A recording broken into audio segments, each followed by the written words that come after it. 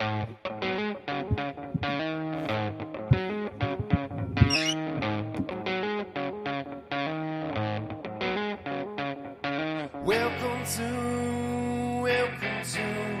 the Dirty Sports Podcast. I said welcome to the Dirty Sports Podcast with Andy Ruther and Joe Crano. Welcome to the Dirty Sports Podcast. Welcome to the Dirty Sports Podcast. I'm your host, Andy Ruther, coming to you live from Cincinnati, Ohio, with my co-host from Los Angeles, California, Joey No Chill Prano. Hello, Andy. Afternoon. Afternoon, sir. We had a rain delay today. Is it raining there? Is that what the issue was? No, I'm just going to Jesus. call it. What the hell was that? Is that the Spectrum guy coming into your place? What the hell was that? You know, we're live. Okay. What was that? I don't know. That was your baby mama. I'm assuming you're not yelling at your child or a dog that way. Yeah, it was her. And what's she doing? I don't know. She just shoved Isla's head in the way. But anyway, hot start, guys. Hot start. Scared me for a second. I was like, what? What? What? Poor Isla being used as an off-camera prop. I mean, seriously. Anyway, all right. So we were delayed. Spectrum power outage. We're here. We're doing it. You were off the Spectrum all day. Now you're back on the Spectrum, and we're ready to go. There you go. Little Spectrum zinger. Dude, have you noticed everyone claims to be on the Spectrum now? It's like almost a thing. I mean, I almost feel that that's like mostly true. Not entirely, though. What do you mean? I mean, I feel like, it's like, that's why it's called the Spectrum. It's like everybody's got a little thing. You could be very barely. I don't think I am personally. I think you might be. No, but that's my point. It's like a cool thing now. Everyone's like, I think I might have been a little on the Spectrum, or people have been like, yeah, I think my kid, a little on the Spectrum. Yeah. It's like, wait, what? Not everybody can be on the Spectrum. Well, it is a spectrum, Is it the equivalent of, they say, with sexuality? Yeah. Like nobody's 100% straight. Right. Like very rarely. Like if you did a test, like there is a very small percentage. Hate to burst some people's bubbles, but they say this is true. If you're like 100% straight, that's a small. This is literally the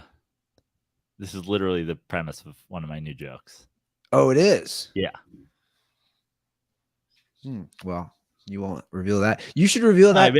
I kind of revealed it a little bit on the last episode, but basically, obviously you used to work for a gay radio show. You've been around a lot of people. For the majority of people that have lived outside of just a trailer park where everybody's quote unquote straight and whatever, like anybody with real world experience knows that you are born straight or gay. Sure. And you're essentially born into your thing. My joke is about the ludicrous idea of grooming people into having a sexuality change. Well, I think that's a whole discussion. Right. I think that means really not a whole discussion. I think we all know, I think people can be influenced to change how they were born, or to embrace how they were born. I think people could be influenced on certain things to change. It's kind of like, for a while I used the analogy of like a lot of people were like, oh, maybe I'm gay, and I'm like, for example, just speaking about like people, that we have. You used to work for Lance, right? Sure. For the entirety of Lance's early career, he was masquerading as straight. Sure. But you know him a lot better than I do. He was gay that whole time. Oh yeah, and he openly talks about it. Yeah, yeah. So sure, he was influenced to embrace his sexuality now by feeling like it was a safe place to do it. Finally, being it. I would argue he was influenced to not embrace it before that. Like he was born gay, and then he was influenced to act straight. I don't think there's anything. I don't think Lance was ever into women, and then was just like, oh, I finally feel like I'm in a now that all these people are talking about it, now I can like guys. No, for sure. But my point is, I think people can be influenced by things. I think people can really be the power. We talk about it on our show all the time. The power of marketing. That's all I'm saying. Right. All I'm saying is people can be influenced. All of us, including myself, like people can be influenced. Now, to what degree, that is a spectrum. So that's all I'm saying. Right? Like we'll get into it in the show. Like the guy from Bishop Sycamore, he's on the spectrum. I mean, I don't even know if he's on the spectrum. I think he's a psychopath, a literal psychopath, a sociopath, a psychopath, not a sociopath. What's the difference? There's a lot of differences, but the one, if you want to hop right into it, I mean, the murdering of and the beating, the violence, and the killing of animals and all that, that's psychopathic behavior. The not having any emotion about like swindling people is sociopathic behavior. The murdering of animals and the beating of women and the beating of homeless people, that's psychopathic behavior. So he's both. Well, I mean, not all psychopaths are sociopaths, but I think not all sociopaths are psychopaths, but I think all psychopaths are sociopaths. I don't know exactly how it works, but the point is like you could be a sociopath and not a fucking complete and total, like basically have a murderer inside you. But so we're talking about the HBO documentary BS High on Bishop Sycamore, which was Andy Ruther's favorite story of 2021. Essentially, you were obsessed with it for like weeks. I can't believe I watched the documentary before you. Like, I thought you would have had an alarm set on your phone. Was it 2021 or 2022? 2021, I think. Yeah. Because for the people who don't remember, like, dude, that story basically broke right after they got their ass kicked from IMG Academy. Like, they were on ESPN, they got their ass kicked, and basically because of that, people started digging, being like, what is the deal? And even like within a couple days. Yeah. Well, even though, again, if you watch the documentary, there were like local based Ohio reporters who were trying to tell people forever. Yeah. And nobody wanted to talk about it, or no big news outlets wanted to pick it up. But I highly recommend this documentary. For a quick recap for anybody who's maybe new to our show or anybody who doesn't remember, IMG Academy, obviously one of the biggest. It's essentially a sports program masquerading as a school. They're always one of the best teams in the country across sports generally. They played on ESPN. A team called Bishop Sycamore from Ohio, and literally murdered them. Like, they beat that, like they were fucking killing kids and shit like that. Like, it was crazy how bad they got beaten. And essentially, even the announcers who don't normally do it were like, this team, like, we can't find any info on this team. We have no explanation for why you're watching this team just get absolutely destroyed. And it came out soon after that Bishop Sycamore wasn't a real school. And this whole documentary breaks down how that came about. And Roy Johnson, the guy who's the coach, let's air quotes, founder, is absolutely insane. Insane. Insane. His first question in the documentary is like, Do I look like a con man? Like, do these lights make me look like a con man? Motherfucker, every word that's about to come out of your mouth the next 4 hours is going to be the thing that makes you look like a con man. It ain't the lighting setup that makes you look like a con man. That documentary. It's like OJ sitting down for an interview and be like, does this shirt make me look like a murderer? It's like, bro. I was talking to myself out loud watching it. Like, are you serious? Wait, whoa. He did what? You're telling me you did what to a bunch of high school kids? You like, and it just keeps going and go. And here's the thing, guys. There's so much to recap. We can't even do it on this podcast. No. You have to watch this documentary. You have to watch it. I will say it's an all-time documentary. Because the story, do you remember like when we would talk about this story on the show, you were like, this is crazy. Somebody has to make a movie about this. This is nuts. They're not a real school. How they got on ESPN. That is literally the tip of the iceberg. Oh yeah, that's nothing. That is the tip of the iceberg. This dude was putting these kids up in hotels and not paying for them. He took out PPP loans in their name as independent barbershops and then paid himself that money as tuition for a school they didn't go to. That when they did the PPP loan, and again, it goes from like funny to just sad. And I feel for these young adults, young kids. It's like some of them full on adults. He had 22-year-olds on his team on a football field, still getting their ass smacked by 17-year-olds. He tricked them into signing PPP loans. I mean, even just the small details of him calling, like he said, Kroger and saying, I'm going to need 25 rotisserie chickens and not picking them up and waiting to the end of the day when they're dirt cheap. Yeah. It's just full con man. Full con man. Yeah. Owes over like $300,000 in hotel, just, fees, whatever, for staying. Here's what I don't understand. Why didn't he just buy a compound? Why didn't he just buy the shittiest house in Columbus? Why didn't he just do that? You could have gotten a down payment during COVID. You could put a down payment on a shitty fucking shit box for way less. How's he not in prison? This is what I can't understand. It's crazy.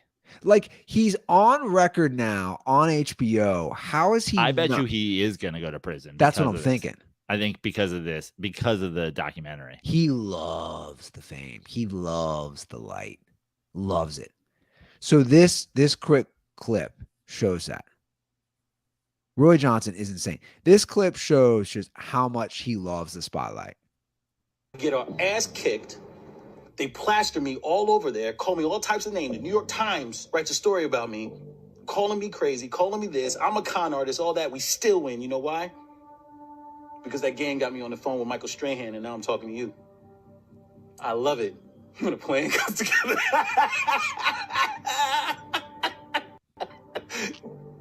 Dude. He's the black Joker.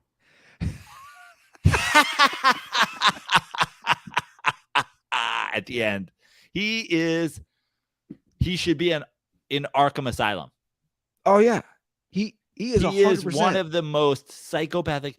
They talk about him just being in a car and just like a gaggle of geese run across the road, and he just runs them over.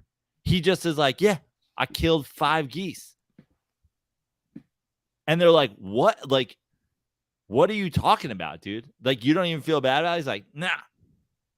They're like, did you kill geese? He's like, well, I killed a goose, but I guess technically if I killed multiple, then yeah, I guess I killed geese. And they're like, bro, are you trying to get out of this with some sort of semantics, plural noun fucking trickery?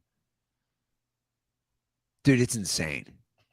He's like, I wish I'd hit moose, because the plural of moose is also moose. And then I could have just said, I hit moose. And then people wouldn't have been on. But now you're asking me about geese. And technically I did hit geese, even though I was thinking I hit a goose. You're like, what, bro? He is like you said, he's the Black Joker. He is a superhero evil villain from a movie. And he's bald. He's like Black Lex Luthor. 100%. And how about the beating the shit out of like I get a homeless guy like going in your car or whatever, but they were just like, yeah, and then he like tried to murder a guy. But also, here's my question, Andy, when you watch it, because I still don't know the answer. What the fuck was his end game? Like he didn't make any money off this. I know. He just like took L's on the football field. He took L's financially.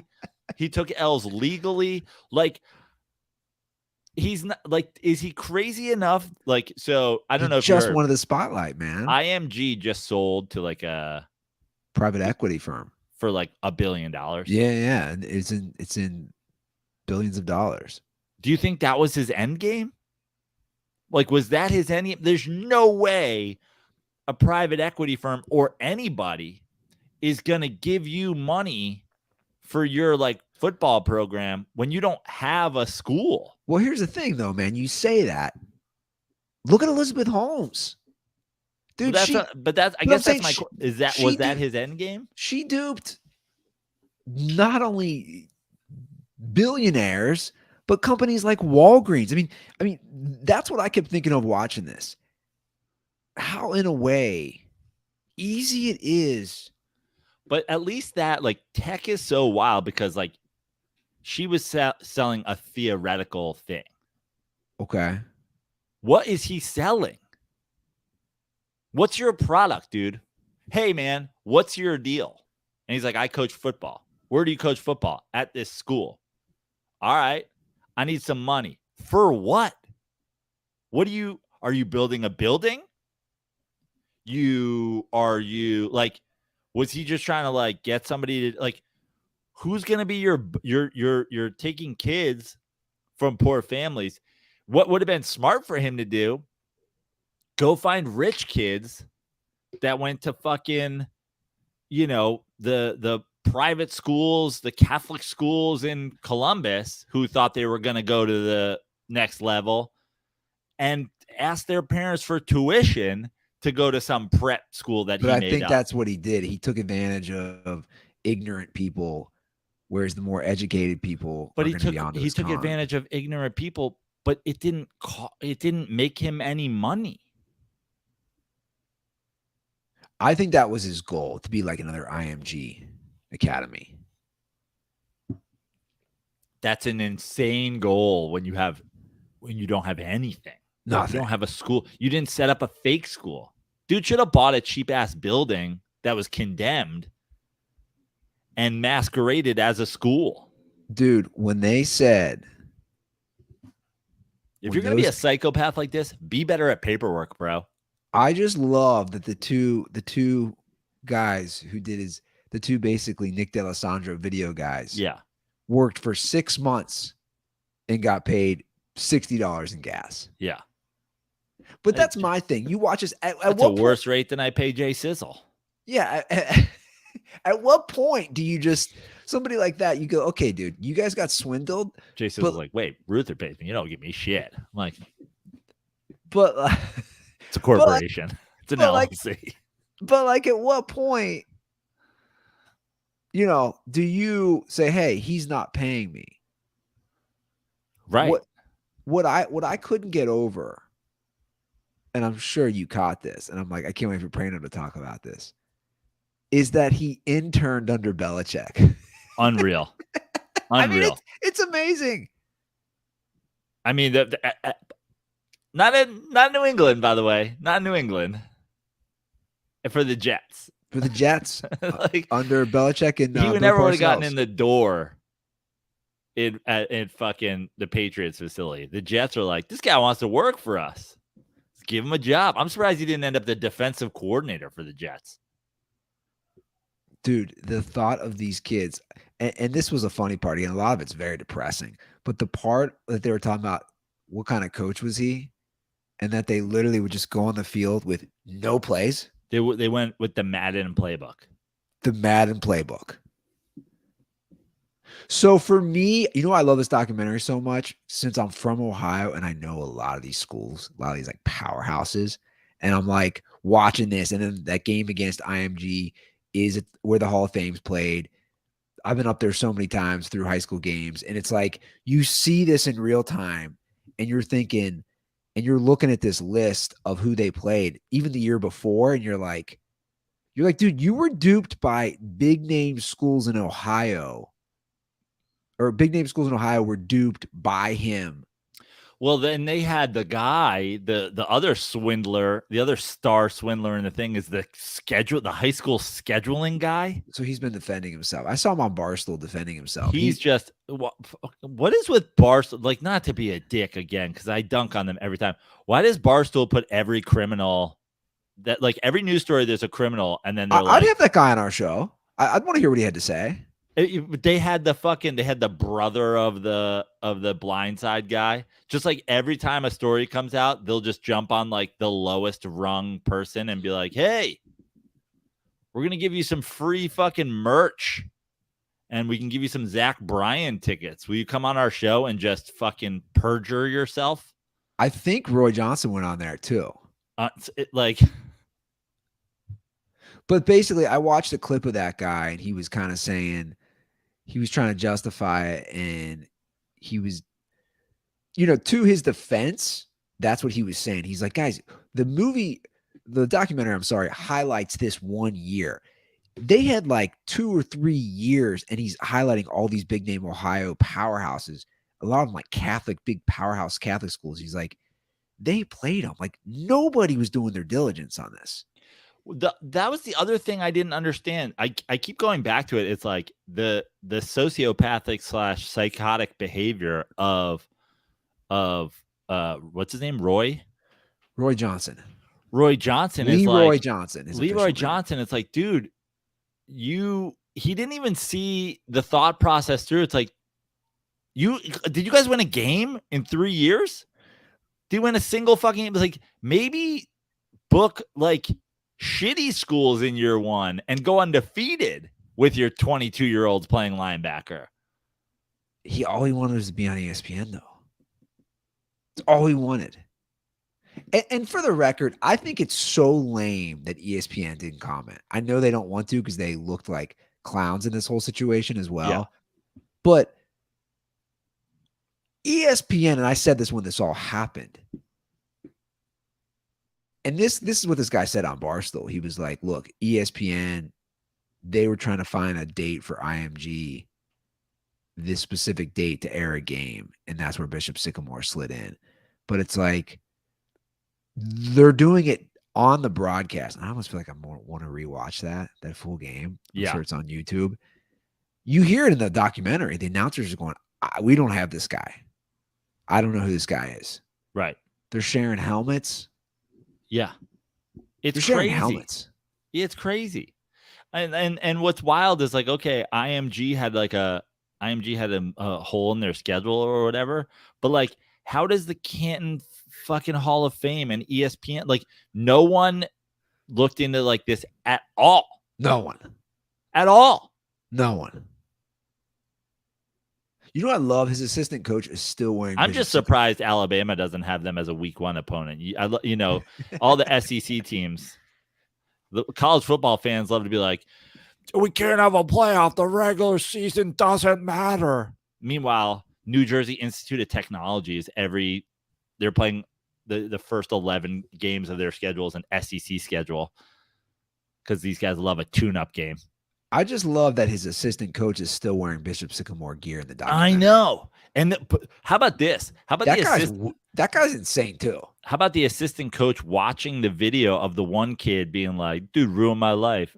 And him like defending the coach still. And him being like, we did so much for that kid. It's like, you did so much for that kid. You took out a PPP loan in his name. The kid's in debt. The kid is in debt to the U.S. government and in debt to like 4 motels in Ohio. That was insane. Having the kids list their name so the eviction notice would go to the kids under their name. How about the kids having to like steal food to eat? The whole thing is insane. It's insane, dude. It is just taking advantage. You know what how about this though? Can we not to make light of the whole situation, but you have to at times. Maybe the biggest like absurdity in the whole thing was when the quarterback signs with Grambling and they talk glowingly about Hugh Jackson for 3 minutes. They're like one of the great quarterback coaches in the world. I was like, is this a different Hugh Jackson? I thought the same thing. It was Bomani Jones. Yeah, Bomani Jones. Like, if you're going to be a quarterback, Hugh Jackson's the guy you want to be a coach. Hugh Jackson was an NFL head coach. He's now coaching at Grambling, and I assume winning 0 games. Yeah. Who have been these amazing quarterbacks from Hugh Jackson? Baker Mayfield, Andy Dalton. Like, who are these guys? Sean Kaiser. Yeah, who are these guys that have just become stars under Hugh Jackson? You know who Roy Johnson is? You know the meme of the black guy who claimed he was a doctor? You know that picture? Yeah. I just kept thinking of that. Like, that's Roy Johnson. Yeah. It's unreal. And you know, I like it. It's not too long. It's an hour, 37 minutes. And I know I told you this, and I'm going to say this to the dirtballs listening as well. You got to watch the Telemarketers doc on HBO as well. It's like a whole other crazy, you can't believe these companies are getting away with this stuff. But Roy Johnson came in and was like, you think that's crazy? Look at what I did. Now, they were doing it for way, way, way more money, but I love too that he scammed everything from, you know, his own players to grocery stores to the church people down to a paintball place. Yeah. Like you scammed $800 out of just a paintball place where kids play paintball. I would assume he's got to go to jail sometime soon. He's got to. That's what's crazy. Because at the end, he's like, you know why? I still win. Because I'm sitting here with you. It's like, dude, this documentary is going to be the reason you end up in jail. 100%. What are you talking about? He's like, you know how I still win? Because here I am, literally listing all of my crimes for the FBI on HBO. All I do is win, no matter what. They're like, Roy, dude, everything. Again, there's so much. The fact that he took Suge Knight's speech at the Source Awards when there was the Bad Boy and Death Row Record beef, and he used Suge's anti-Diddy and anti-Bad Boy speech, and that was his premise for recruiting kids. Yeah. Crazy. Dude, it's amazing. Guys, you gotta have to watch this. You gotta watch it. Like, it's wild. Yeah, it's an all-time doc, man. I can't get over it. Again, you know, not to dunk again on your state, but not the best commercial for Ohio sports politics either. Like, no, it's not. Just the whole state of Ohio being like, yep, okay. But again, I do think it would happen in a lot of places. I mean, but it was interesting seeing the thing where they're like, there's no law against it because no one would have thought this. Yeah. You know, there's no law against all these things he did because nobody thought it would be possible to do this, right? And then Roy Johnson comes along. No one's ever tried to fake a school before. They're yeah. Like, because everybody's like, what's the end game in that? Sure. And he's like, getting on HBO and incriminating myself. Bam. You guys just don't have Roy Johnson's forethought to see through how this could turn out. If you fake a school and then owe the government tens of thousands of dollars and then owe hotels hundreds of thousands of dollars, you might end up on HBO. 2 + 2 = 4, motherfuckers. And you're like, you're insane, bro. Dude, he's so insane. He's the Joker. We need to put Roy Johnson's face on the Joker thing where he's just lighting a pile of money on fire. And he's like, it ain't about the money. Yeah. It's about watching high school football burn. And you're like, what, dude? What? I don't even know how they do a movie after this because the documentary is so good. I don't really care about a movie, right? Because the real thing is so insane. Yeah. That you're just like, what's a dramatization of this? Right. He's so crazy. I mean, he's terrifying. How about, you know what? We didn't even talk about it, but how about, this is where it gets into like fucking gross negligence and like, how about them just getting literally like murdered by IMG? Guys shredding knees, breaking and not ankles. having a trainer. I know. You don't have a trainer. The quarterback's mom.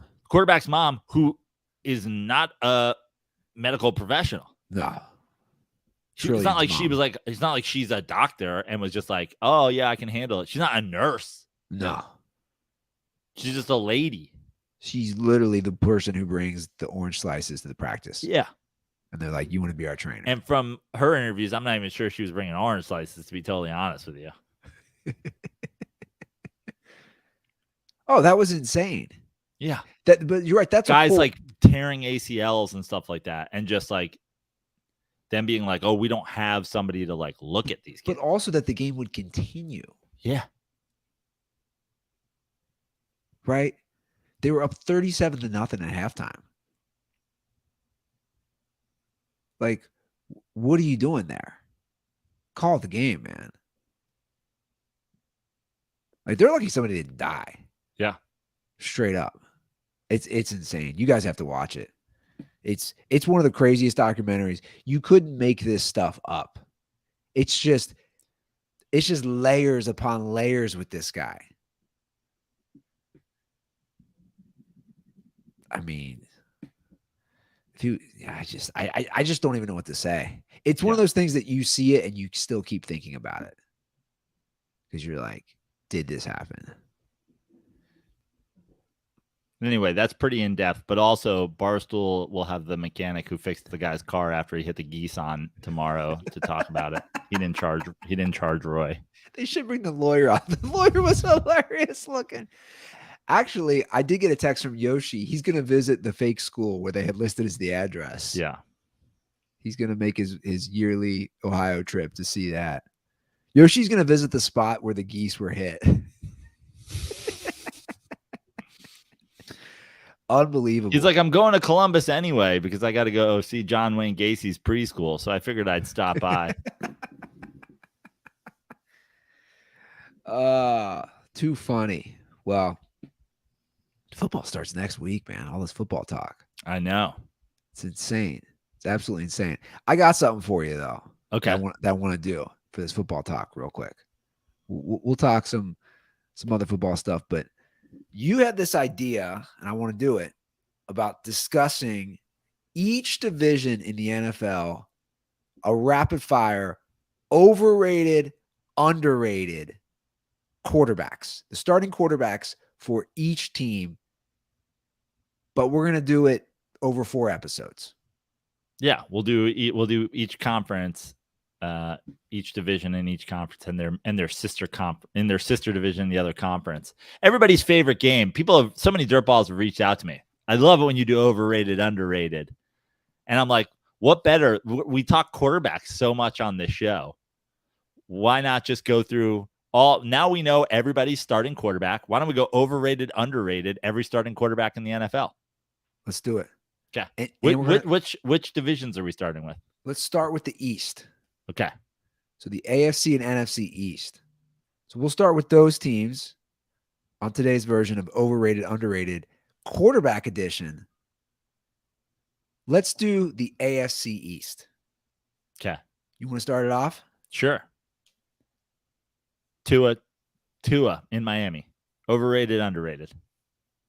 Overrated. Overrated. People who jock him, just give him time. Dude, you're hurt too much, in my opinion. You're literally Weekend at Bernie's last year. You haven't won the big games when you've been on the field. Overrated.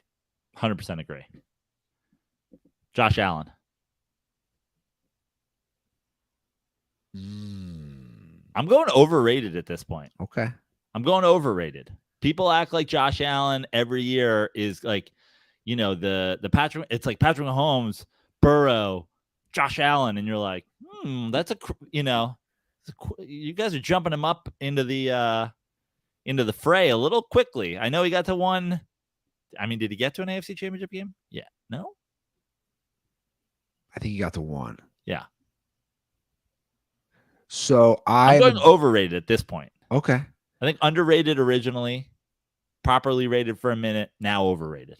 I hate to keep agreeing with you. I'm going to agree with you for all those reasons. I'm a big Josh Allen guy. So am I. Big Josh Allen guy headed into last year. Again, he's got a top 5 defense. So, dude, you have everything set in place. Way too many turnovers last year. They got their ass handed to them in the snow at home against the Bengals. You haven't been to an AFC Championship game in a few years. You've only been to one. You got boat raced, as you would say, by them. I'm saying Josh Allen overrated as well. Also, this leads us into the next one. Aaron Rodgers, I'm saying underrated now because at this point, people just so quickly will throw a guy like Josh Allen over Aaron Rodgers. And you're like, okay, Aaron Rodgers, one down year last year. I know he's coming to the end of his career, but I feel like a lot of people sleeping on him. Hard Knocks doing a great job of reinvigorating everybody's love of Aaron Rodgers. But at this point today, when people just like go, Josh Allen, that's like over Aaron Rodgers, I'm like, that's why he's overrated. And that's why Aaron Rodgers is underrated. I was hoping we disagree, but we're not. Yeah. We're agreeing on all these so far. I agree. Aaron Rodgers, underrated. 4 MVPs. He's won a Super Bowl. I know it's been a while. He still is Aaron Rodgers. Yeah. I think he's underrated. This is probably the most interesting one of the AFC East, Mac Jones. Properly rated. Properly rated. The rare properly rated. Maybe he'll have some good games. Maybe he'll have some bad games. We still don't know. Most people think. People were talking about Bailey Zappi still like 2 days ago, but Bailey Zappi was cut. And you're like, well, I guess you're going with Mac Jones. Like, yeah, I think the jury being out on Mac Jones. I think Patriots fans probably overrate him. Maybe other fans underrate him. But I think overall, properly rated. 4 for 4. I love this. Let's not forget, when Bailey Zappi came in last year, a lot of people, especially Patriots people, wanted to continue to see him playing. So, properly rated. I think that's fair. All right, let's move. I think we'll have some differences maybe. Let's move to the NFC East. Okay. Let's start it off. Okay. We'll start off with the Cowboys. Dak Prescott. I feel like Dak Prescott's last season I would say Dak Prescott overrated his whole career. I feel like last season maybe brought him a little bit more toward properly rated. But I see a lot of people being like, turn around, bounce back year. I'm still going overrated. Yeah, I can't say underrated. So therefore, I'd either be properly rated or overrated.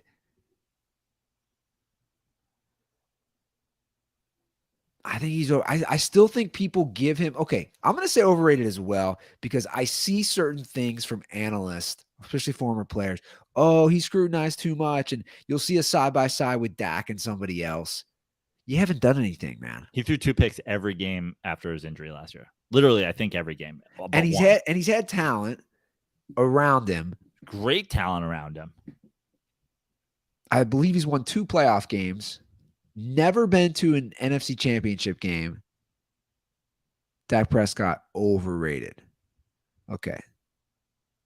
So we're 5 for 5. Let's move to your team, the New York Giants, Daniel Jones. Overrated or underrated? I think for a while, Daniel Jones was properly rated. Now I think Daniel Jones is underrated. I think the contract doesn't help. I think a lot of people are like, he's not worth $40 million. And it's like, that's neither here nor there for me. But I see lists. I see people putting out quarterback lists. Like I see top 10 quarterbacks or whatever, and they'll have like Kyler Murray over Daniel Jones. I'm like, at this point, do you really? I think a lot of people watching this, Andy, would be like, Kyler Murray is clearly over Daniel Jones. Now, you obviously don't agree with that. I don't agree with that. That's why I'm saying underrated. Okay, I'm gonna say properly rated. Okay. I think playoff win helps a lot last year. His best year ever with a coach that's been successful with Josh Allen, now him. So I'm going to say properly rated. Do you think Daniel Jones is the Giants quarterback 5 years from now? No. Underrated. That's right. Right there. That's Andy Ruther underrating the man. That's what I think. But I guess we'll find out who's right soon enough. Yeah, I need another year or two on Daniel Jones. All right, Jalen Hurts, overrated, underrated. To me, this is the screamingest, easiest, a screaming eagle of easy. I think Jalen Hurts is overrated. Why? Well, I think he had a great team last year. I think the Eagles are going through with Jalen Hurts precisely what they went through with Carson Wentz. Do you remember the Carson Wentz rookie deal, MVP? We have the best quarterback in the league. The future is bright. We're going to be whatever. Then they pay Carson Wentz. Then they can't pay anybody else. Then Carson Wentz is suddenly shit. I think Jalen Hurts is better than Carson Wentz, but I also think Jalen Hurts is over. The idea that people are just penciling Jalen Hurts in for an MVP, I would like to make wagers, and I said it to a friend of mine who's an Eagle fan. I'd like to make wagers against anybody who thinks Jalen Hurts will get a single MVP first place vote next year. Okay, this year. I think it's offensive to compare him to Carson Wentz, to be honest. I think Jalen Hurts is a lot better. He obviously had a great team around him, but I think he made so many strides as a passer. I'm going to say properly rated. Wow. Do you think I'll ask you this. Do you think Jalen Hurts is a top 3 quarterback in the NFL? No. Do you think he's a top 5 quarterback in the NFL? I think he's right there. You think he's a top 5? So now. We've got Mahomes, Burrow, Josh Allen, Aaron Rodgers. But hold on, this is where it gets Justin Herbert. Hold on, those 5 guys. Is he better than any of those 5 guys at quarterback? Yeah, I'd take Jalen Hurts. I'd take Jalen Hurts over Josh Allen right now. Wow, I would. Wow, how the tables have turned. I would. You take him over Justin Herbert this year or long term? Just right now, today. You got to win a game.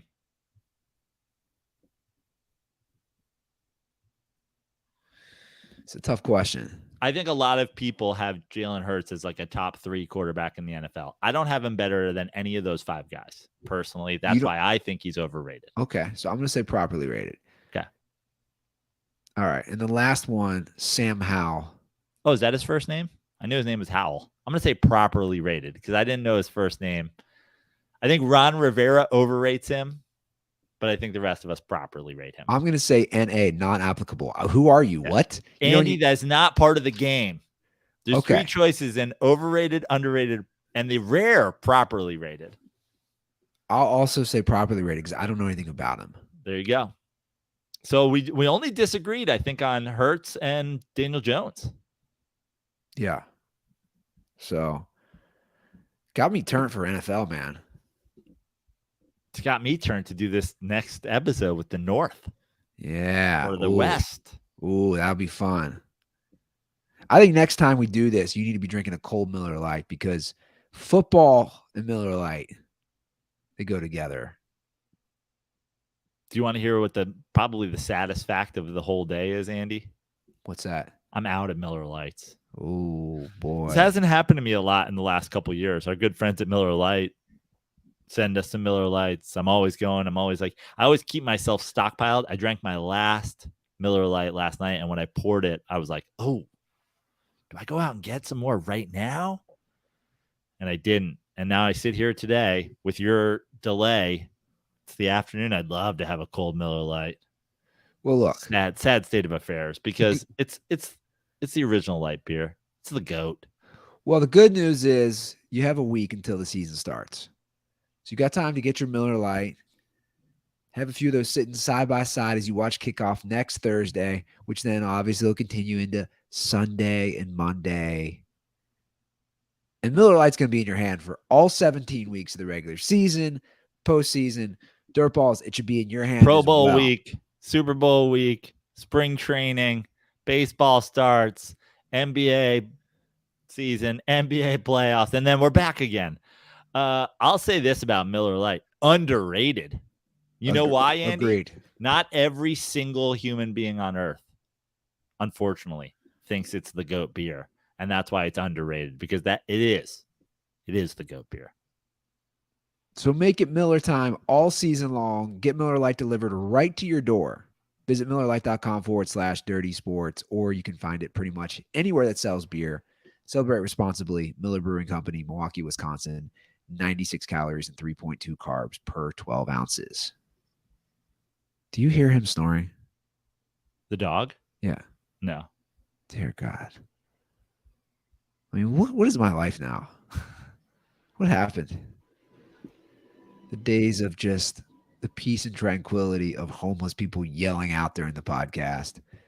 Now I got babies knocking shit over, dogs snoring. It was funny today. You were like, I don't, if this internet gets going, I might have to.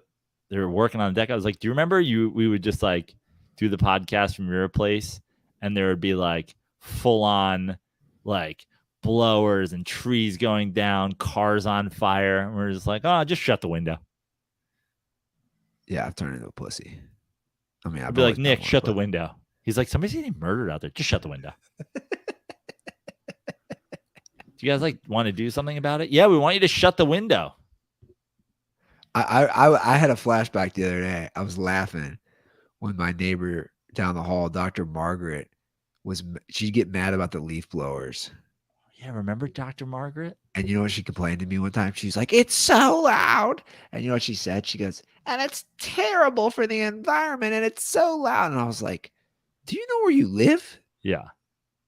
Like, you live in Venice Beach, lady. Like, if you think they're going to care about the noise pollution or the pollution from the blowers, like, come on, lady. Here's a fun story. So I'm looking at trying to move back closer to the beach. I love my place here, but I'm just not cut out for non-beachside life. I know the smell of the salt air when being west of Speedway was like a life choice. So my girlfriend the other day is like, look at this place. It's like a 1-bedroom loft in Venice. I was like, oh, that's Savage Town. And she's like, it's what? I was like, it's Savage Town. That's where Ruth used to live. And she's like, why do you call it Savage Town? I was like, work it out. I was like, it's full of absolute savages. She's like, so that's a no? I was like, that's a hard no. Good location, though, man. Good location, but bring it back. Bring it back. No way. Like, dude. She's like, she goes, it's got a pool. I go, you don't even want to know. I was like, the homeless people bathe in that pool. Well, they did. I don't know. It's like a bird bath. Yeah. Or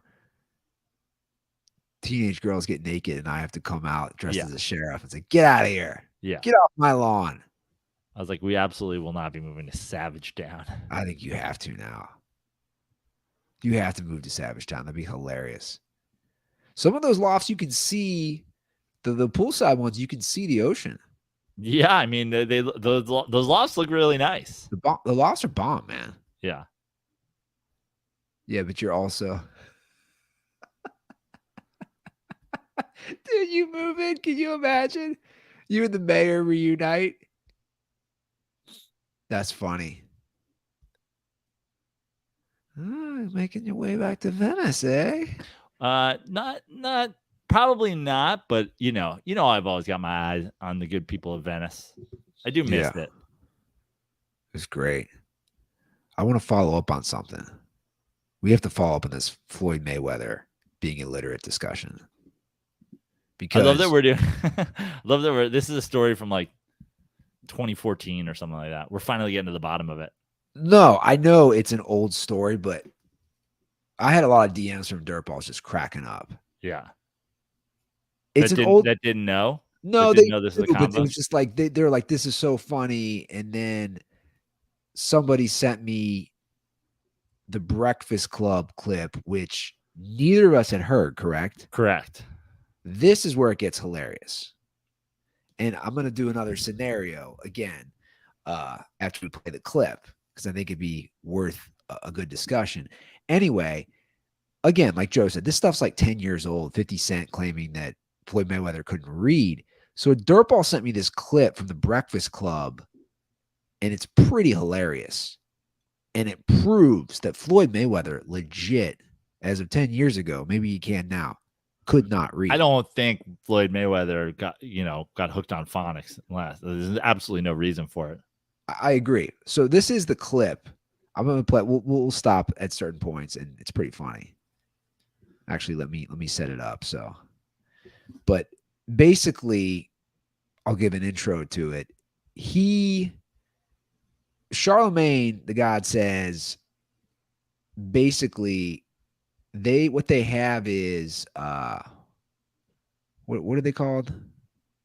Like breaks, like ad reads. Yeah, like here I'll promo reads, basically. Yeah, I'll play it. So when Floyd came up here to the Breakfast Club, I'm sure he had to read drops, right? Drops, correct. So I had our producers. And if you don't know what drops are, that's when they just say, "Hey, you're listening to." This is DJ Envy, and I'm listening to the Breakfast Club right now. So real quick, like I have experience with this. So like when we'd have guests on Sirius XM when I worked for Lance Bass, exactly that. So let's say like we had Kevin Hart on our show. They'd be like, "Oh, Kevin, can you do listen to Lance Bass, listen to Dirty Pop with Lance Bass on Sirius XM. This is Kevin Hart." And they just give you some lines that you got to read. Yeah. Come back and check us out on, Dirty Pop, blah, blah, blah. So basically that's all.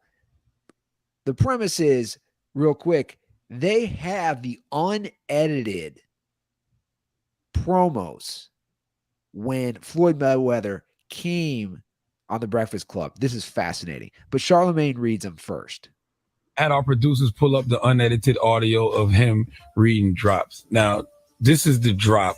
Oh my goodness. He was reading. Envy, I need you to time me on this, okay? All right. I'm gonna read this drop. Hold on. Let me get my. Now, keep in mind, Ready? Charlemagne's not the best reader either, so we don't know how long. I love that shot. Okay. This is disrespectful, but let's Like go. when I said Mhm. Andy Okay. couldn't do man. I'm Floyd Mayweather, and I've joined iHeartRadio for the Show Your Stripes movement to support hiring vets. Go to showyourstripes.org, a website that connects veterans with employers and helps business find candidates with the best training. How long was that? 10 seconds. Okay, 10 seconds. This is Floyd Mayweather. Wait. This is 10 not seconds. nice. 10 Oh, my seconds. goodness. This is disrespectful. This You is- sure? You Hey, shut the hell up. I'm always sure. I don't give a damn. So I Okay? love this. This is- So he reads it in 10 seconds, the drop. Yeah. And you guys have to hear Floyd trying to read a 10-second piece. This is Floyd Mayweather reading the 10-second drops I just did. I'm Floyd Mayweather, and I'm Floyd Mayweather, and I've joined Heart Radio for the show Your Stripes. Okay. I'm Floyd Mayweather, and I've joined Heart Radio for the show Your Stripes movement to support hiring vets. I'm Floyd Mayweather, and I've joined Heart Radio for the show Your Stripes movement to support Okay. I'm Floyd Mayweather, and I'm Floyd. Today, I'm Junior. Floyd Mayweather, and I Dude, joined like Heart honestly, when Radio you listen to it, for the show, your all he does get out is I'm Floyd Mayweather. That you don't have to read that. Like he knows what his name looks like. That's a good point. He's just going and then he's repeating his name. Like he gets through that smooth every time. And then when he actually has to read new text that isn't his, then the only thing he can probably read and write, his name, it falls apart. Yeah, I know. Let's hear a few more. Stripes movement to support hiring vets. Go to the show, yourstripes.org. Go to the show, yourstripes.org. Go to showyourstripes.org. Go to showyourstripes.org. A website Like, that we'll just connects do it. veterans with We'll employees do it live. and helps businesses. Okay. The website that connects veterans with employers and helps businesses. Okay, this is too much. I'm done. I know. Yeah. Listen, I'm not going to sit here and like make fun of how poorly he reads. I just think that the fact of the matter is like he got into this whole beef with 50 Cent, and it's like that shit did not come out of nowhere. It's fascinating. So this is what I want to pose to you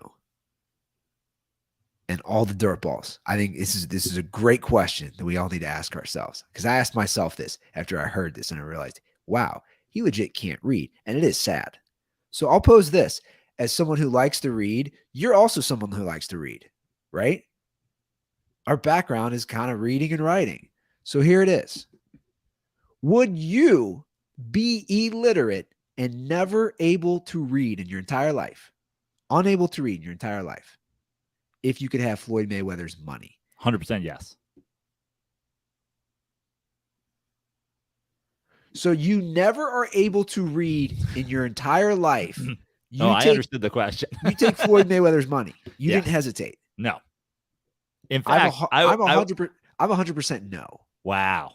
100% no. What, you know how much Floyd has? So I looked it up. And So- I don't know if he's squandered it or anything. So he like that. argues that he's in the billions. A lot of people are saying it's more like, Dude, I don't even care. Like, we don't even need to. it's minimum hundreds and hundreds of millions. You know, when we talk about these players and I can't believe they get a DUI because they drive themselves, I'd have a fucking reader. I'd have a driver. I'd be like, what's that say? What's that say? It'd be like I was in a car with a 6-year-old all the time who loves to like read the signs. I'd be like, what's that? What's that? Never. I wouldn't even think twice about it. Hundreds of millions of dollars. What do I need to read for? Yeah, but everything from books to what's going on in the world and news and stories. In the Come on. 1940s, this would be a big deal, but now I got YouTube to tell me the news. You didn't hesitate. Where I'm complete Hundreds opposite. of millions of dollars. I would not do that if I could never read. I would literally have an absolute supermodel woman whose job it was to walk around, stand next to me and read things. I'd be like, you get $600,000 a year and you just cannot never not be by my side and never not be ready to read things. The end. I don't know, man. You couldn't read any. Like, now, granted, he can read some things. Yeah. Now, is the question Floyd Mayweather's level of reading as well, or That's just a like fully? Well, that's a good He's question. borderline illiterate, but like you could be fully illiterate. That's what I'm saying. Yeah, I'm taking it either way. Either way, full Either way. illiteracy. He's so rich. If you were like, would you be, would you be for $10 million? I'd be like, no. For hundreds of millions of dollars? For borderline billionaire? You can no longer read books, Joe. Bro, are you kidding me? You could burn all the books in the world if I have $900 million. What am I doing with books? Something you enjoy, though. I do enjoy it. That's you my know point. you know what I also feel like I would enjoy? My gigantic yacht. You're not being able to read any directions on anything. My captain knows where he's going. He can read the maps, right? Dirtballs, let us know. 310-359-8365.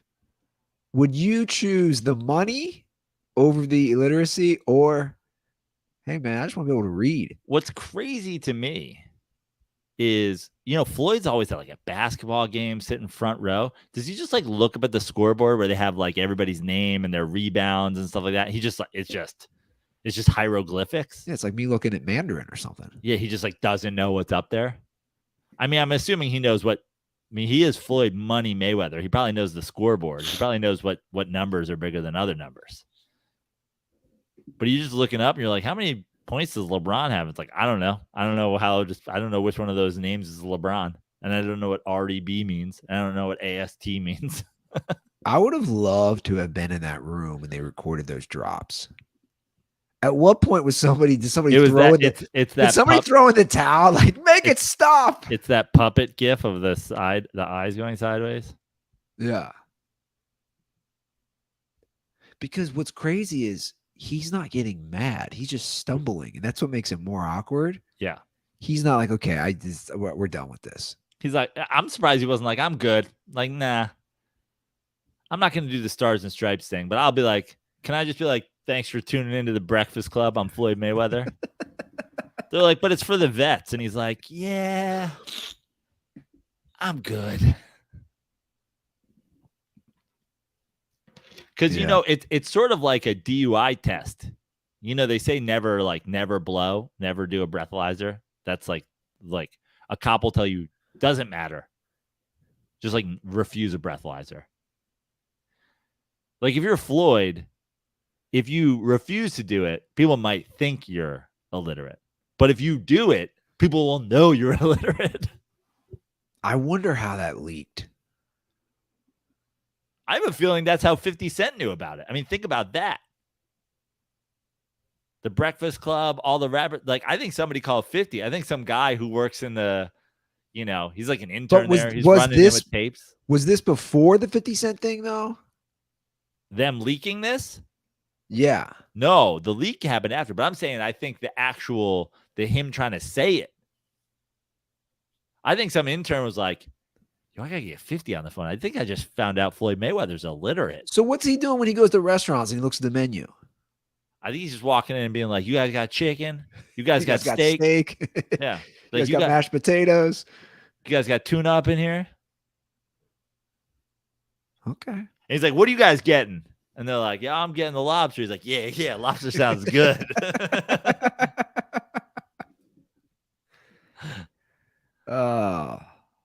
I can't. You got like a Niçoise salad up in here? Like, sir, this is a Wendy's. So, like burgers? I think most dirtballs are going to agree with you. I think I'm going to be the odd man out on this. I don't know what the number is, but it's definitely 9 digits. It's definitely hundreds of millions. Okay. Of dollars. But also, you put 90 million in front of me tax free. I'm probably take that too. Yeah. Like, it's not $10 million though. $10 million and not being able to read is crazy.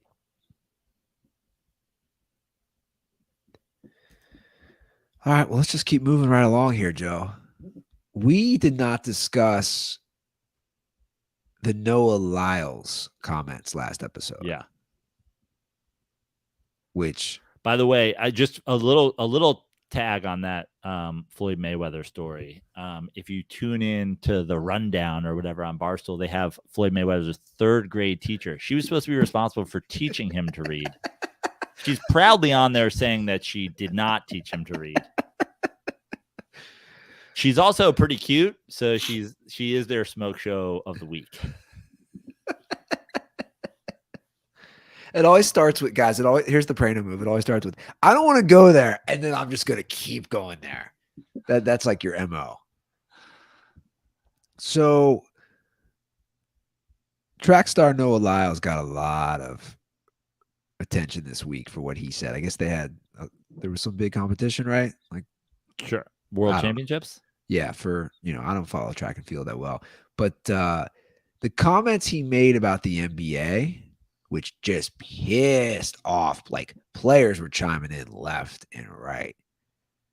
The comments he made about the world champions. So the NBA should not name it world champions because it's not the world. I'll just play the clip. Most of you guys probably heard this. If you haven't, this is what he said, and this caused the backlash. Champion of what? The United States? You know, the thing that hurts me the most is that I have to watch the NBA Finals, and they have world champion on their head. World champion of what? The United States? Don't get me wrong. I love the U.S. at times. But that ain't the world. That is not the world. We are the world. We have almost every country out here fighting, thriving, putting on their flag to show that they are represented. There ain't no flags in the NBA. Well, first of all, it's almost like he's doing a comedy bit. Yeah. Yeah. And the premise of that comedy bit is very flawed. Listen to me. If MLS, Major League Soccer, called their champion the world champions of soccer, it would be preposterous. The joke was always the World Series. And it's like, dude, this isn't the World Series. You're not playing against teams from across the world.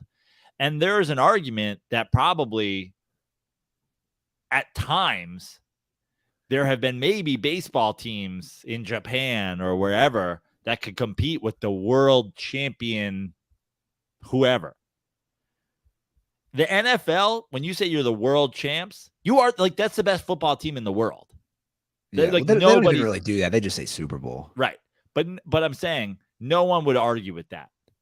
Baseball or basketball, first of all, it would have always been the NBA champion would have always been the best team in the world. But there is certainly a time now where they have the best players in the world are here. This isn't it's not the 1950s. Well, we have the numbers to back it, and I have them right here, and they're pretty quick. First of all, and we all know this, the last MVP who was born in the United States is the 2017-2018 season, James Harden. Yeah.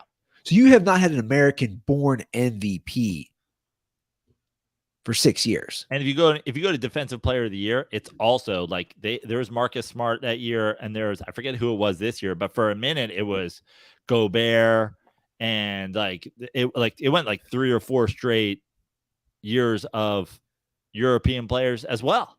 So almost 25% of the players in the NBA now, so almost 1 out of every 4 is an international player. Last season, 120 international players from 40 countries and 6 continents played in the NBA. So you have 120 players over 40 countries last season. So if you're the best player from where you're from, you come to the NBA, man. And there's an argument that Luka came into the league and was immediately great. There's an argument that the best player, every single one of the best, however many guys there are in the NBA in the world aren't there. Yeah. But there is no argument that a team from anywhere else can beat an NBA team. Well, everybody kept going back to the old Pop quote, and that's what kind of caused this stir to gain traction. In 2010, so, we're going back 13 years, Greg Popovich said, it doesn't make sense for an NBA team to call themselves world champions. I don't remember anybody playing anybody outside our borders to get that tag.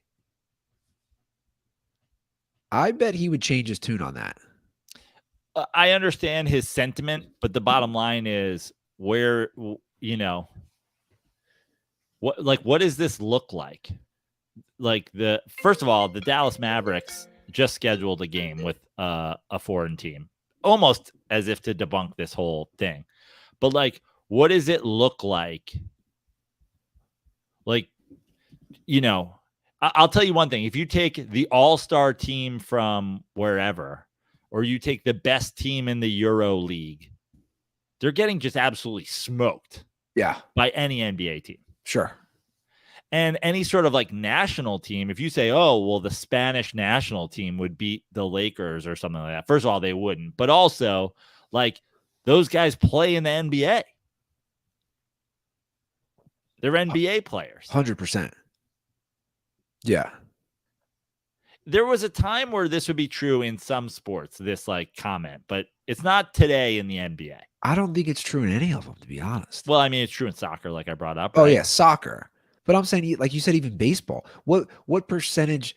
Baseball has an even higher percentage of non-American born players. Yeah. Dude, if you're the best player from Venezuela or Japan or Korea or Australia, you name it, you come to play Major League Baseball. Yeah, I think there's been moments in baseball where, I don't know, the Cuban national team might have given the fourth place Phillies a good run or something like that because those guys aren't here yet. Yeah, but you look what you just said. Yeah, you said the fourth place. I'm talking about no, I know world champs. Yeah, the best team. That's all I'm talking about. Yeah. But like players were mad and everybody was tweeting at this guy. To be honest, I just don't fall. I didn't know who Noah Lyles was. I don't know. But like, listen, if you look at the U.S. didn't win the World Baseball Classic this year. Now, Shohei Ohtani struck out Mike Trout to end that series. Shohei Ohtani is a Major League Baseball player, and there's multiple Major League Baseball players on that team. But they also beat, if you took off the Major League Baseball players on the Japanese team and you put that all-star, that national team up against last year's Astros, it could be a close call. But at the same time, it's like the baseball team that's like an all-star team, essentially, you know? I don't think it is. I'll a tell you, 7-game series. I'll tell you one thing. It's not true in basketball. No. That's the most important thing. He should have done this for baseball. That should have been his claim. Well, there's a reason guys leave the NBA a la Steph Marbury, and then they win all these titles in Shanghai. Yeah. You know, money can be made. We know it can be lucrative overseas. That's for sure. You can make a lot of money. Well, you can make a lot of money as a female player, more than you can make in the NBA. 100%. WNBA. 100%. But again, the competition's better. But again, it's like those guys would stay here if they could. Yeah. So you're for sure the world champ. So that was just, I don't know. I think he was just like thinking he was funny, because if you watch it, the crowd is laughing, and then at a certain point they're like, "Okay, dude." He's like, "You ever notice the only time you drink tomato juice is on an airplane? Ain't nobody at breakfast anywhere ordering tomato juice, but you get on an airplane, you're like, I'll take a tomato juice." Like, bro, you doing bits?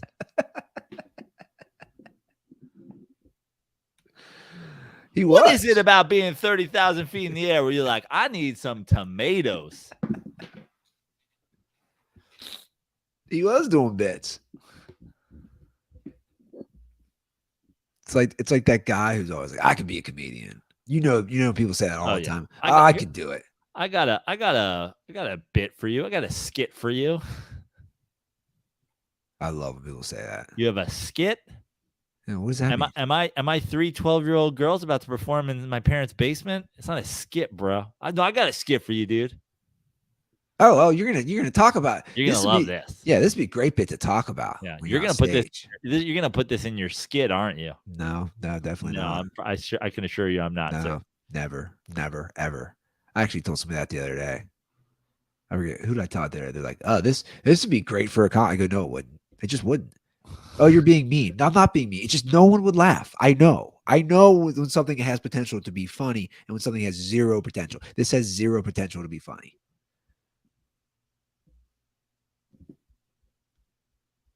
Somebody said no sound on YouTube, I think. Wow. No, quick, never mind. Corbin, my boy. Dirt balls. Corbin taking that picture from across the ravine so he doesn't look like a gigantic person. Take the mute off, dude. Did you see the Colts GM's comments that everybody was just dunking on? It's so funny. I did see it about Andrew Luck and Jonathan Taylor. Bro. So Chris Ballard, the Colts GM. Ballard, by the way, has been getting dunked on for like a decade. Like, he's one of those guys. Like, I only know Chris Ballard's. Like, I don't know 10 NFL GMs. I might know 7 NFL GMs, but I don't know 10. But I know Chris Ballard, and I know Chris Ballard because, like, he's been getting dunked on for 10 years. Well, the situation right now in Indy, they're not trading Jonathan Taylor. Right. So now he's going to be on the physically unable to perform list. So he misses the first 4 games. So you have a rookie quarterback without a good running back, which to me is kind of a shit show on their part. The last thing you want to do is put a rookie quarterback in an uncomfortable situation. You know, give him all the tools he can have. And do you have this quote pulled up, or are we just talking about what he? No, this is his quote. I think that stunts Anthony's growth or hinders his early development, not having Jonathan next to him. Well, look, when you don't have a great player, I mean, but I don't think it stunts his growth. No, not at all. Hey, but it doesn't, I mean, I don't know. Did it stunt Andrew's growth without a special back? I think what's weird is like I don't necessarily disagree with him in the way that the question was asked. Like, yeah, it probably doesn't stunt his growth, but Andrew Luck retired because he got hit so much because guys were able to tee off on him because you guys couldn't run the ball at all. So it may not have stunted his growth in becoming a great NFL quarterback, but it definitely hindered his career. He played 6 seasons, man. And of Andrew Luck, of all the people you're going to use, you know, we talked about the anniversary was just recently when Andrew Luck retired, and those Colts fans booed him, which still is just to me that's a black eye on indie sports fans. You guys, that was not a cool move to do, but that is one of those question marks we'll always have. I think, because I think he really was that good or had potential to be. I mean, he was very on track for the Hall of Fame. A special player. Very much. A special player in the NFL. Underrated. Andrew Luck, underrated. I think so. No doubt about it. Do it in Andrew Luck voice. Underrated.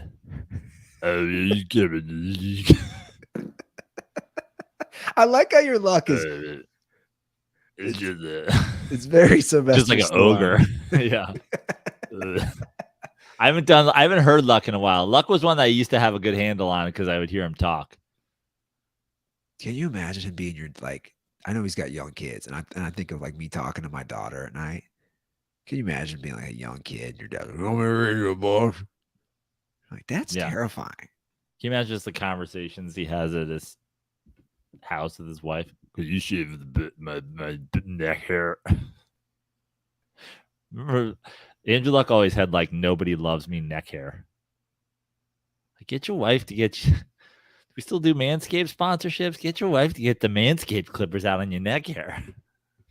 Okay, you're gonna make me pull up an Andrew Luck interview. You're gonna make me pull up an Andrew Luck interview. This was last year, just because I want to. Let me play through the ad first, because I definitely want to hear his voice, because I do miss just how fucking deep it was, man.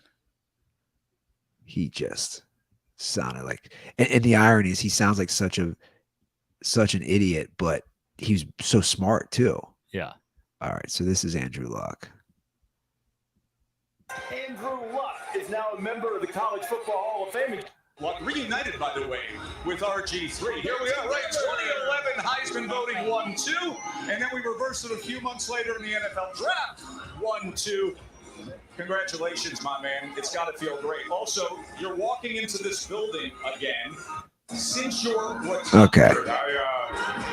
One thankful. Look at that mustache. Yeah. Amazing honor. So happy to share it with Stanford. It's all from like the back of his voice. Like, he doesn't use the front of his mouth. It all comes from down here. It's just so great to be back. You're like, dude, what? Use the upper part of your larynx. I can't. All my words come from down here. They're like, can you do a Southern drawl? Because if you could be Sam Elliott. He's like, I couldn't do it. I can only. I want to say something. So it's what's for dinner. He is. He's in this interview with RG3, right? Who works for ESPN. I feel like RG3 is just coming out of nowhere, just shitty after shitty take. RG3 is a cold take machine. RG3 is okay, right? Is it just me or right? RG3 is a cold take Terminator. He puts out cold takes. He gets shot, like a Terminator, and he just keeps walking. He's like T-3000 or whatever it is. Like every time he'll just have a freezing cold take, and the whole internet will shoot him in the shoulder, and he'll just be like, I don't need that. And he keeps walking, and he's just like, I got 20 more. He is a horror villain. He's like a villain in a horror movie. It's like no matter what you do to him, you're like, why won't you die? And he's just like, no, I am the cold take horror movie villain. Okay, you're exactly right. Because he went to Baylor. He's the Texas Cold Take Massacre. I just went to his Twitter. His video from 2 days ago. Drake and the NBA stars don't respect him, but Noah Lyles is right. The NBA is the best basketball league in the world, but that does not make the NBA champs the world champions. You also have to pick up RG3's book titled The FedEx Field Turf Was Fine by Robert Griffin III. Which, like, he's got a very likable personality. He seems like a good guy. That's what I'm saying. And then you go to his Twitter and you're just like, dude, like, what is happening here? Why are you doing this?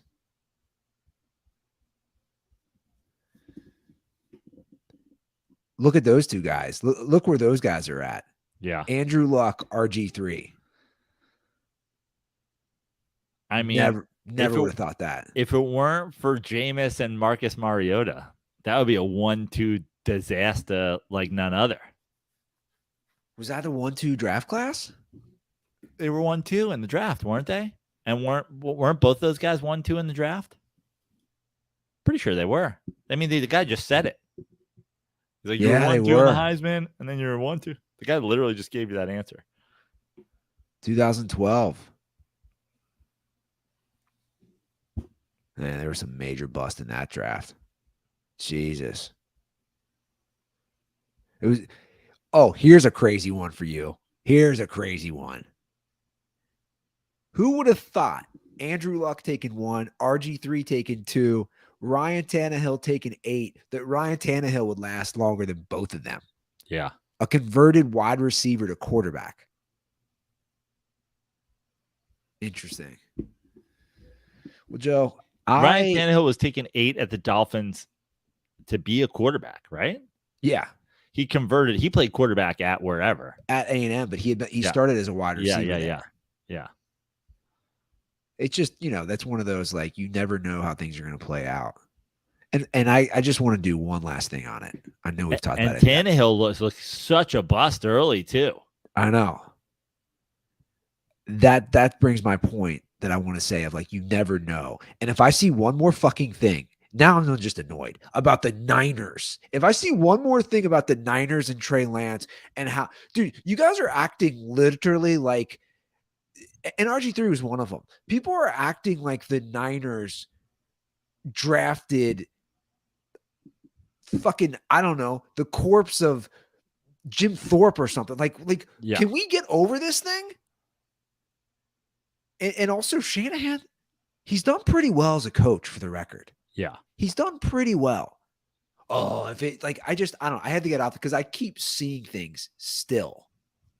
I always know Andy Ruther's on one because I'm signed into your Atlantic and I will get notifications because somebody has replied to your comments. And I'm like, uh-oh, did Andy dive into the comments on the Atlantic? He's getting some triggered people in the Atlantic. Oh, yeah. No one gets more triggered than people paying to make comments. I forgot I did leave a comment in the Atlantic. It was under that. I was like, they're going to, they're literally Super Bowl contending every year. What do you people want? What do you people want? Yeah, you're right. I'm triggered when I leave a comment. I'm like, I got to get this off my chest. Speaking of getting off your chest, give us a ring, 310-359-8365. We're not going to do any calls today. Show was later. We're going to keep it a little shorter.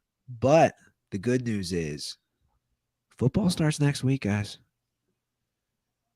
It's very exciting. It's extremely exciting. Andy, I've basically got a Giants road game tour coming up this football season. I will be in Vegas at Brad Garrett's Comedy Club the week of Giants at Raiders. Just added to the first week of October, I will be in Key West, Florida, headlining Comedy Key West. The same weekend, I'll be flying out of Miami or Fort Lauderdale. I'll be flying out of Miami on that Sunday. So on my drive back, I'm going to go to Giants at Dolphins.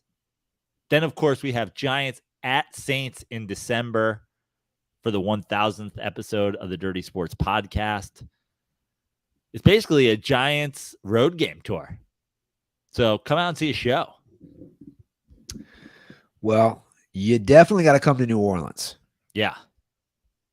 Shout out to all the dirtballs who are already replying and saying they're coming and what's the deal with this and what's the deal with that and where are we doing this. And I love all that. A lot of people have been asking me what we're doing about tickets for the game, which Andy and I have discussed. Let me just say this. This is where this all starts. All of these plans, if you guys want to, if you're a dirtball and you want to be a part of all these plans, the very first thing is get your tickets to the podcast and the show on Comedy House New Orleans website and let us know that you're coming so that we can make you a part of the plans. Get your tickets and let us know, because we're not just gonna be like, hey, we bought 200 seats in the 500 level of the Superdome. Who's coming with us? Like, we can coordinate to do all this. But first things first, get your tickets, because the limited time 2 for $1.5 price, 2 podcasts and a show for $30 is limited time. The sooner you get it, the sooner you let us know, the sooner we have your name, the sooner we can coordinate everything with you guys, which we would love to do ASAP. So don't hesitate. Get it now. Get your tickets. Let us know you're coming. Make it happen, guys. I mean, it hit me today that I'm going to be doing a little stand-up, so come watch me eat shit. Or maybe laugh. Maybe you can laugh at me. If I eat shit, we're going to bring in Noah Lyles to host the second You should show. just do that bit. You should be like, world champions of what? So ridiculous. Follow us on social at The Dirty Sports. I'm at Andy Ruther. Do we have anything else? I'm at Joe Prano on all social media. Yeah, follow us along. All right, guys. That's our show. We'll be back on Monday, the holiday. We'll be back Monday, Labor Day. So enjoy your weekend. Drink some Miller Lights. Send us pictures. We'll share them. Send that Miller love so we can share it with everybody. All right, guys. Have a great weekend. And as always, stay dirty.